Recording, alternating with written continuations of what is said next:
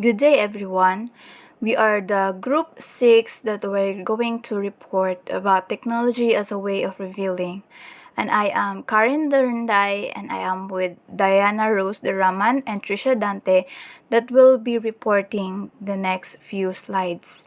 So for today's lesson, the lesson objectives is at the end of this lesson, the student should be able to explain the concept of human condition before science and technology, identify the change that happened in human condition after science and technology, and lastly, name ways on how technology aided in revealing the truth about the human being.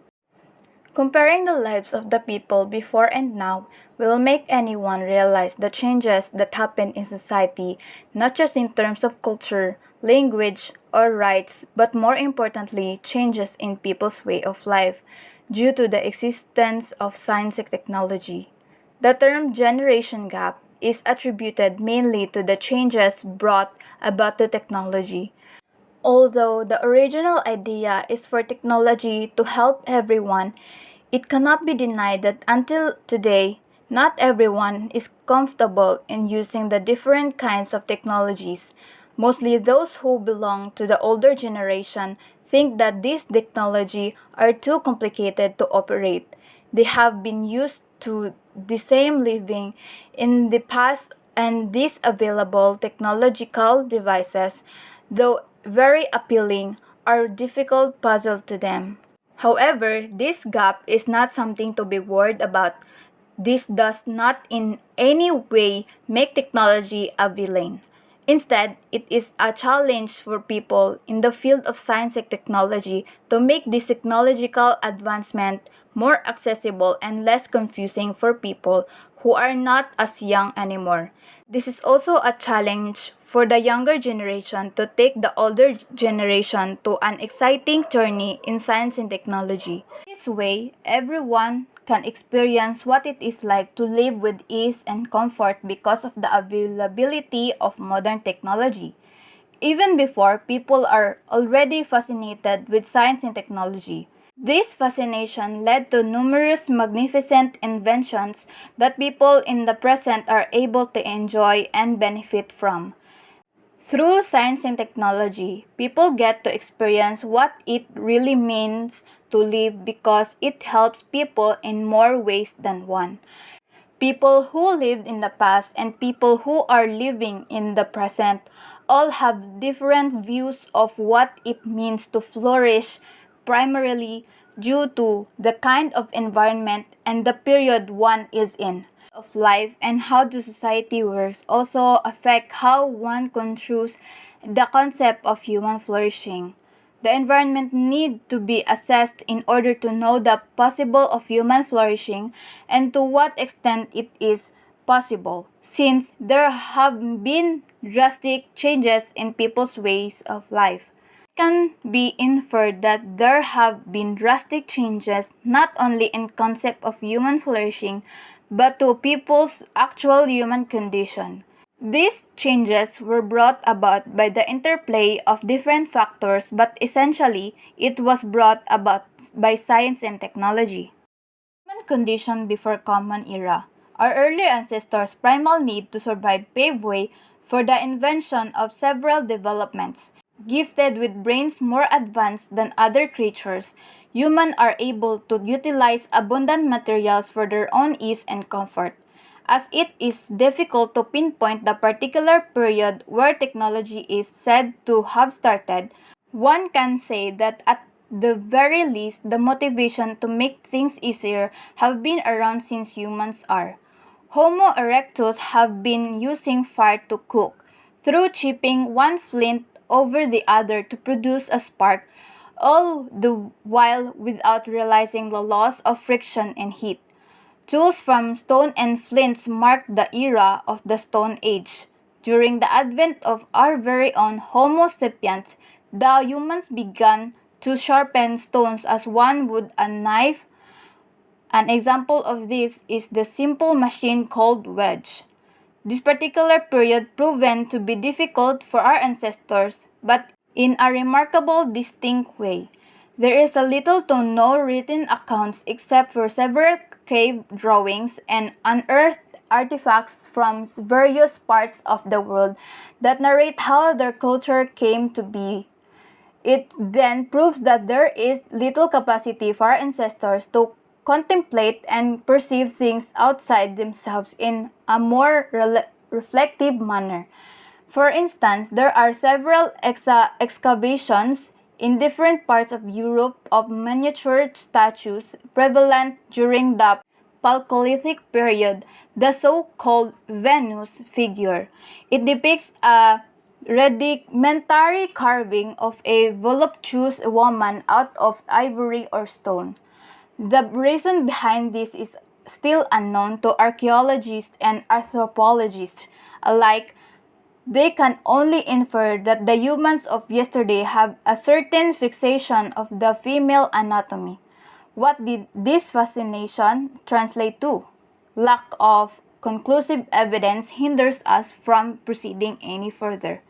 Soon enough, people discovered minerals and began forging metalwork.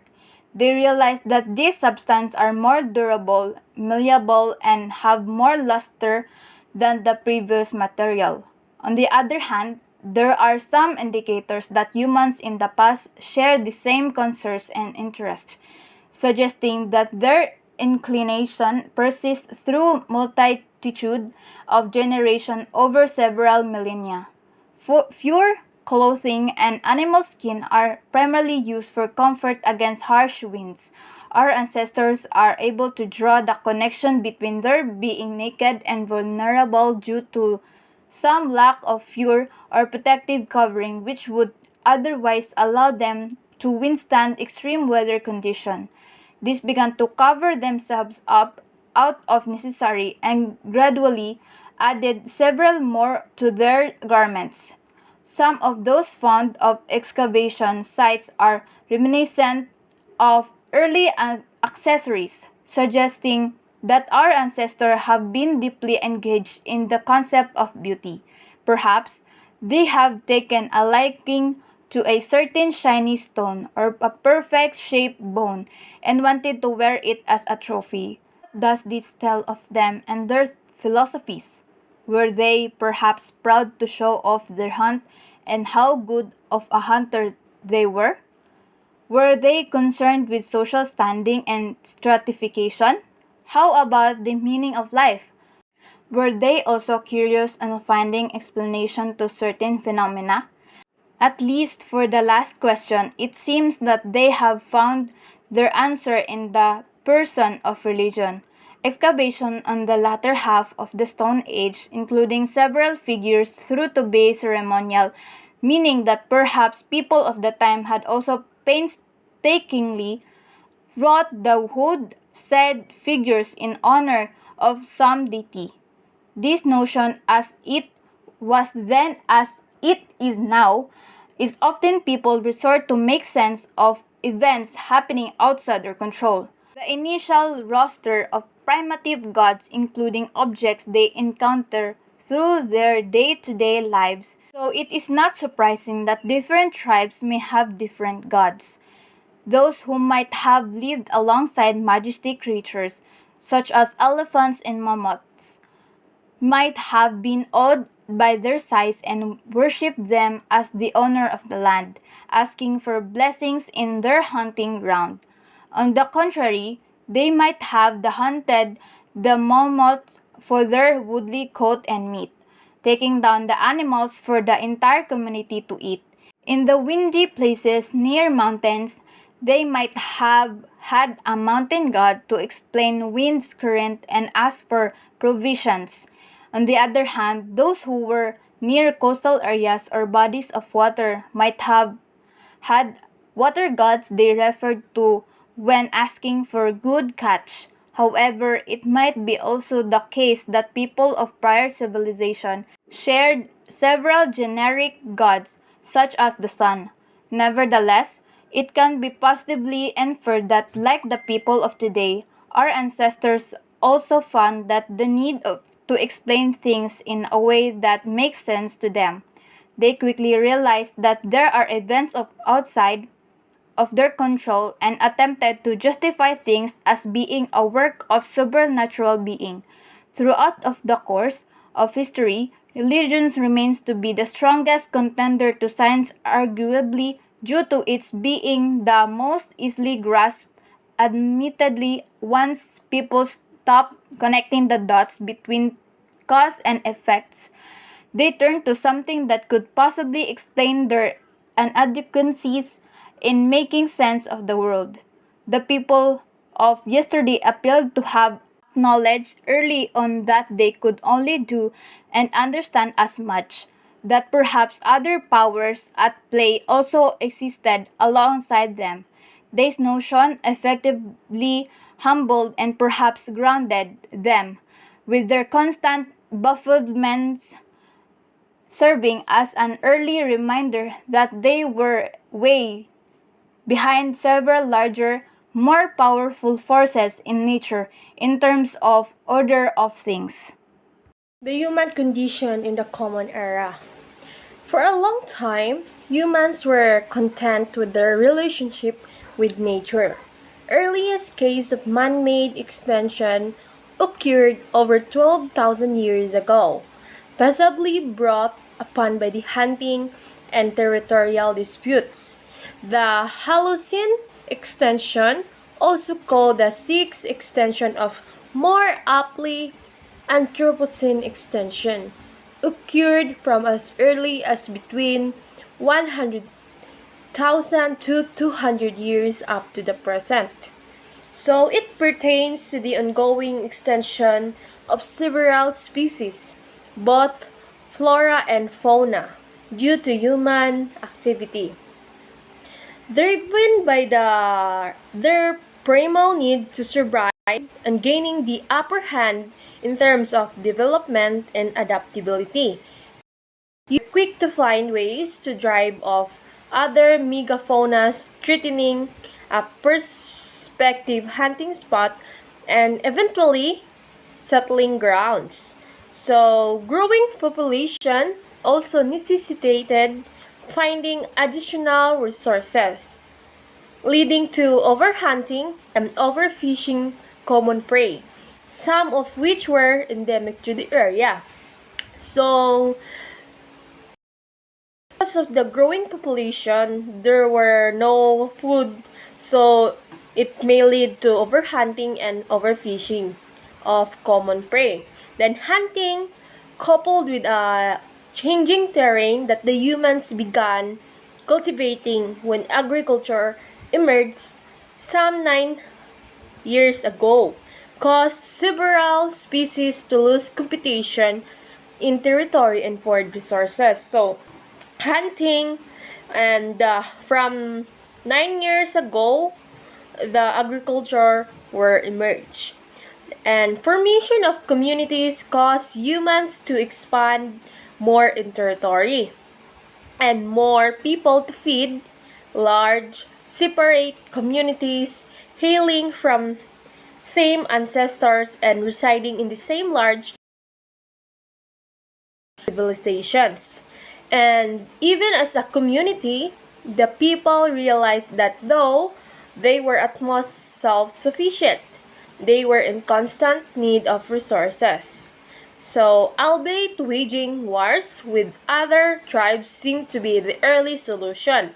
They were able to find out some 5 years ago that engaging in peaceful negotiation was also a possible and less bloody method. So, 5 years ago, they engage in negotiation as a peaceful. Then it was also a possible and less bloody method. So they decided to have a peaceful negotiation. So they realized that they could get holds of things not present in their towns by offering something of same value present in theirs. So, like barter. So, it is in this process that trade emerged, leading to cross-town and eventually cross-cultural interaction as products were exchanged and the initial needs extended to wants. So, That's their solution and their needs. And people then had a new objective: gathered as much products as possible. They have turned to wealth as one of their goals as humans, and ultimately as civilizations.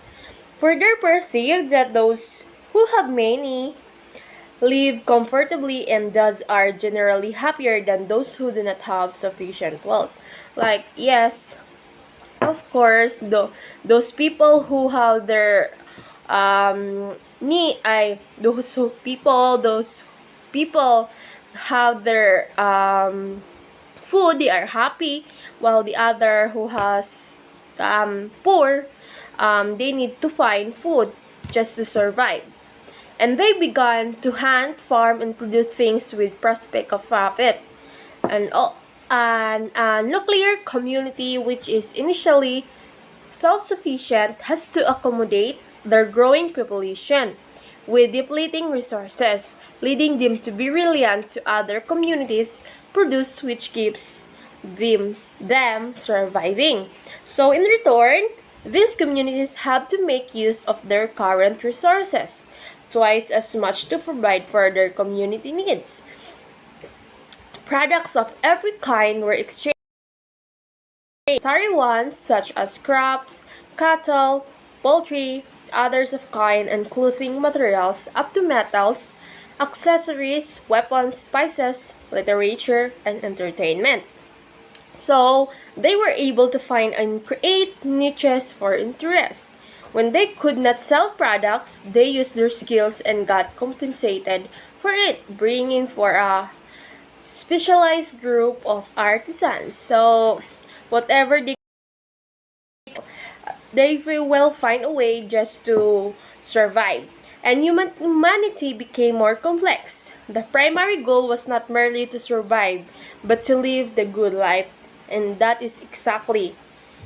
And technology has been instrumental in all of this because, in searching for the good life, people were able to cope up with creations that would make life easier, more comfortable, and more enriching. Yes, technology has a big impact in our generation nowadays because technology makes us more easier to find um, um, resources in the internet, and easy way as for to communicate our loved ones, and also in our living it makes us easier. And although the good life in comparison to the multifariousness of today, it offered us the initial intricacies of how today came to be. Such intricacies are also evident in the machines created and causes endeavored by the people of long ago, and they perceive that as the very least and pleasant and concocted potions toward evil off from their kinsmen, often appealing to their gods for blessings. And medicine was born, although it would take a considerably long time before it part ways with potion.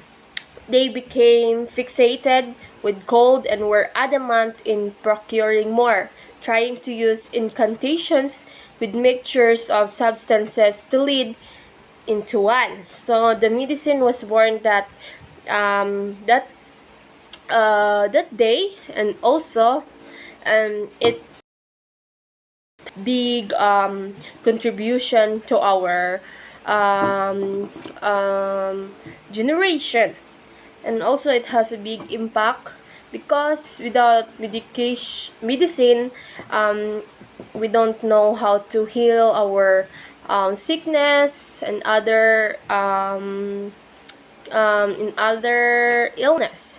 And this ultimately paved way for the emergence of chemistry in its primitive form, not quite distinct from alchemy. Differing races, belief, or abundance of resources and or territory. War were always being waged, leading communities to allocate resources to the militia. Initially, the early leaders were those who portrayed exceptional strength among their group. This condition carried on for generations. Physical strength was valued at most, although there appeared intellectually gifted figures just the same. And these innovators were primarily the ones behind discoveries and triumphs of these civilizations. So position-wise, the humans of today are much better off compared to humans several centuries ago. Why? Because today, people were evolved, and advancement in medicine, technology, health, and education ushered in humanity's best yet, and show no sign of stopping. Yes, technology nowadays have become more advanced than the other years, and I think um, from next generation, the technology has more emerged, and there are notable comparisons then and now. Number one, the mortality to technology, lesser women and children died during birth, assuring robust population and strong workforce. Medical care for premature infants allows them to survive and develop normally, while proper maternal care ensures that mothers can fully recover and remain empowered. Yes, due to technology, we can make the no we can assure that the premature baby is still can survive by the help of the technology, and also for the infants to survive and develop normally. And also, the number two, average lifespan.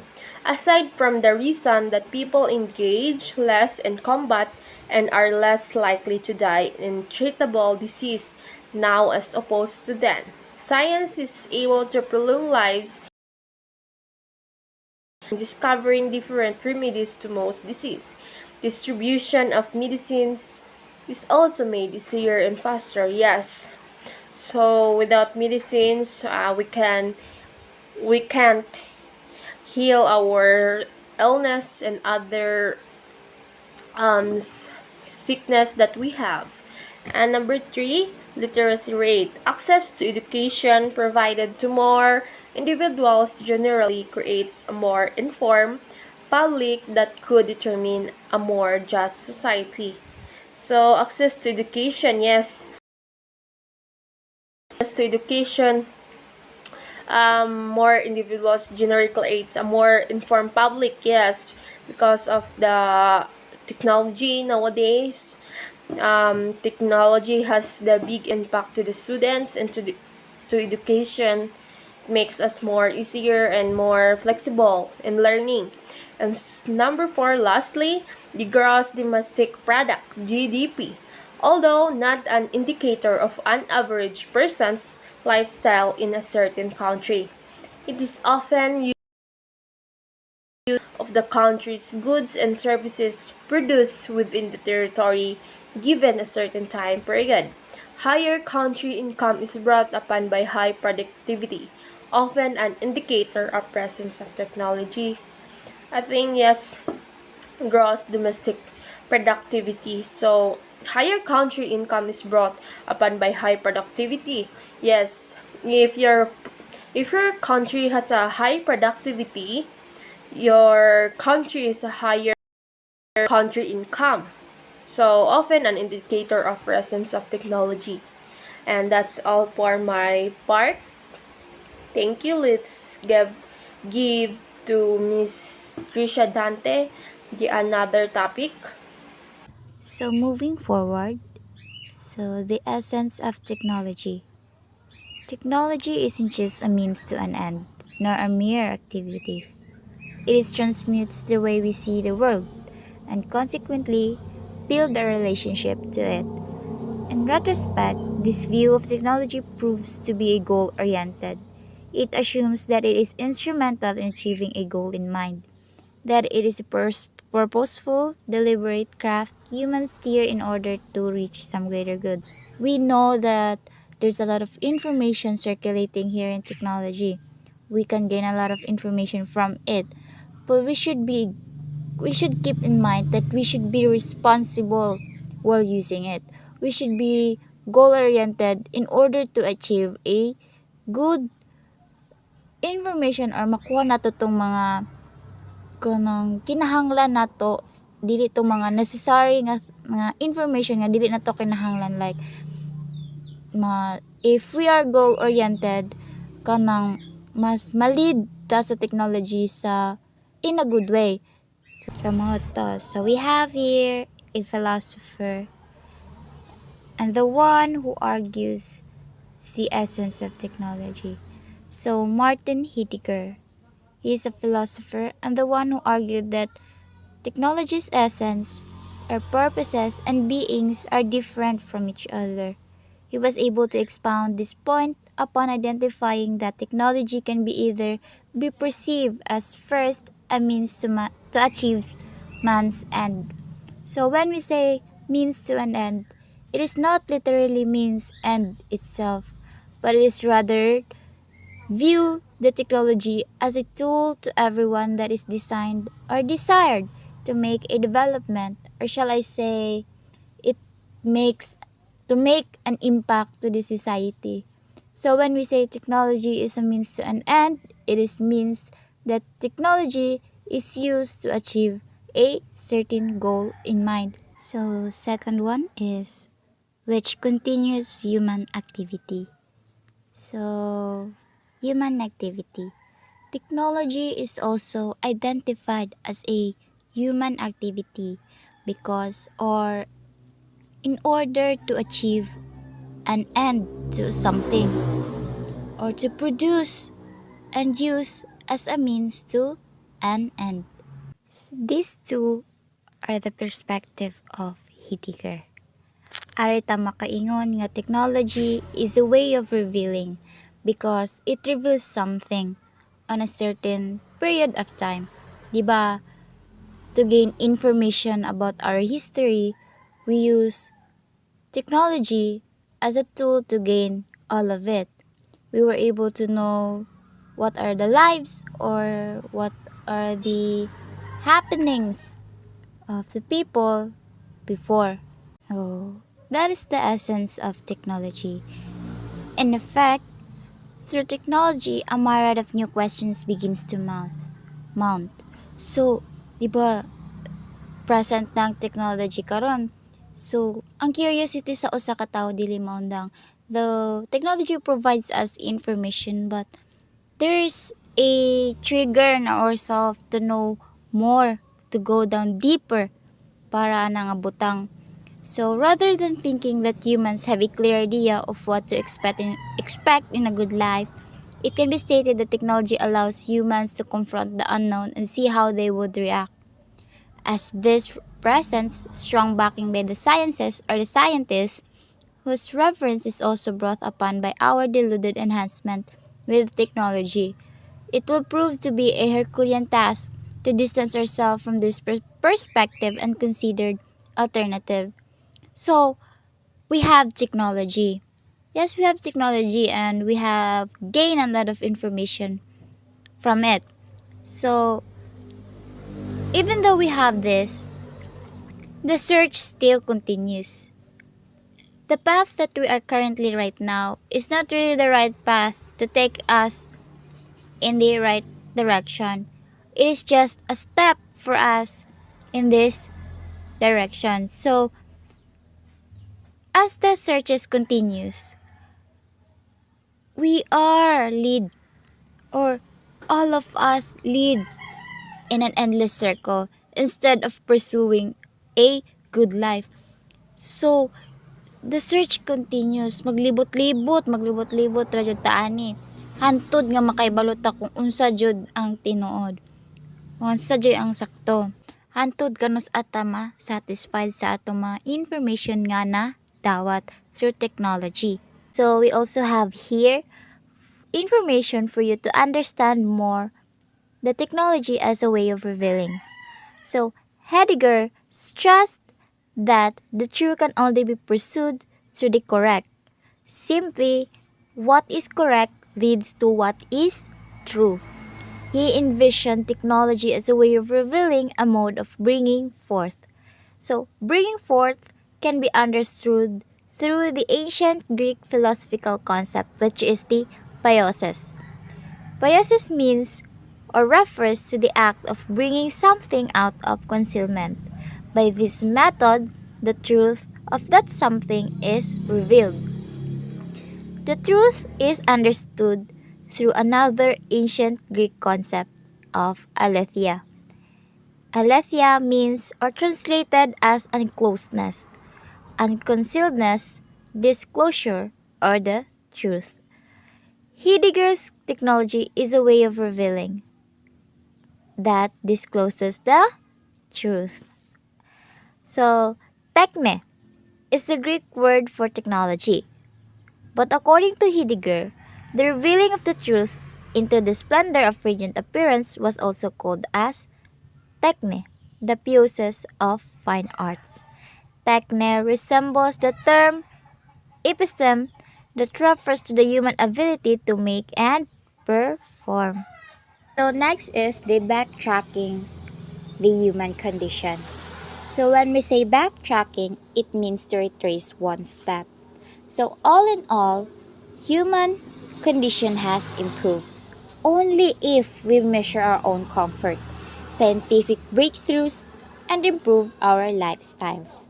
So different machineries aid in prolonging lives. For example, the CPR and feeding tube to provide food and water, assisting those with disabilities, such as wheelchairs. Honing efficiency in a different workplace and even exploring the universe for places we can thrive once all the Earth's resources are depleted. Things really did not much differ as to the initial aims. Why? Because some places are still battling, such as in diseases, wars, competitions, and in their habitable territories.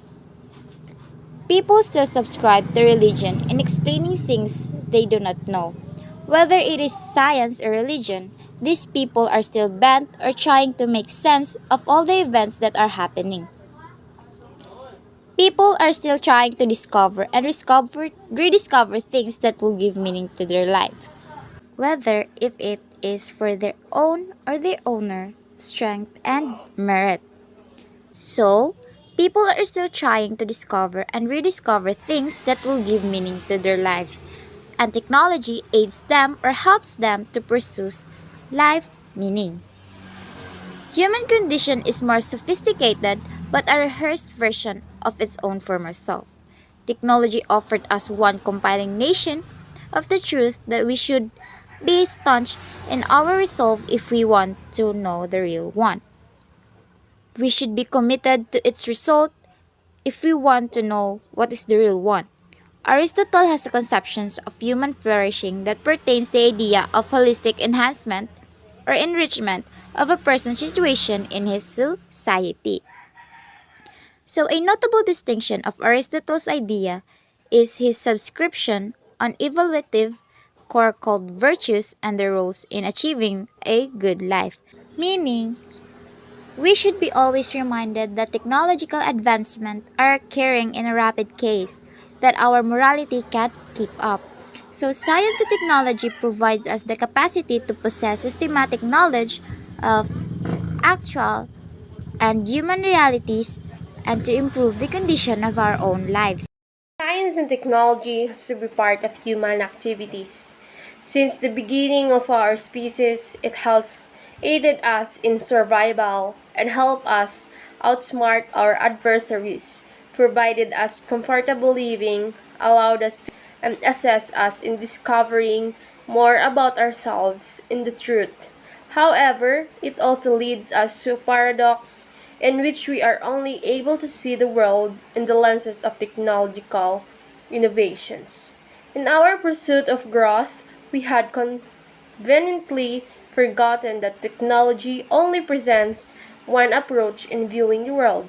This forgetfulness leads us to evaluate objects as consumable or not, transcending to other human beings, determining their capacity to be productive. Our valuation of things became one-dimensional, geared toward production of goods for more consumption, which we believe would lead us to the good life. This is only one conception of technology, as Heidegger also proposed that technology is what humans do. Advancement in the field expose us conveniently unknown predicaments, effectively helping us to reveal our natures and enforcing one perspective in finding the truth. Now that it is acknowledged, we can try and divert our search to the other approaches. And that's all for today. Thank you for listening and God bless.